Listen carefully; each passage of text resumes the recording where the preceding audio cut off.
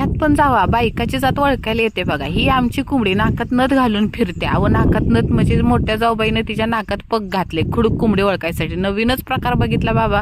माळ्यावर चढलेली मोठी सासूबाई. अहो उद्याच्या जळणासाठी पाणी तापवायला लाकडं काढायची होती वरनं. त्यात बारकी सासूबाई पण मदत करत होती. गावची कधी शिकणार बाबा, गावची पण माहिती पाहिजे ना. गावाला आलं म्हणून काय झालं, अभ्यासात खाडा नाही पडला पाहिजे. सगळा अभ्यास ऑनलाईन येतो बघा. आज मी तुम्हाला चिंब्याच्या भाजीचा प्रकार सांगते. चिंब म्हणजे आपलं जे कवळं कवळं पावटं असतात ना, ह्या सीझनमध्ये येते ते नकानं खुडायचं, कवळं पावटं घ्यायचं, मस्त तेल गरम करायचं, चटणी टाकायची, मीठ टाकायचं आणि असं उलतं पालतं करायचं. जरा शिजल्यावर असं कारळाचं कूट टाकायचं. लय भारी बाबा, कडकच काय जलवाच लागतो जलवा. भाकरीसोबत 2 भाकऱ्या एक्स्ट्रा खाल तुम्ही. आणि ही कामात लुडबुड करायला असतेच आमची मनी.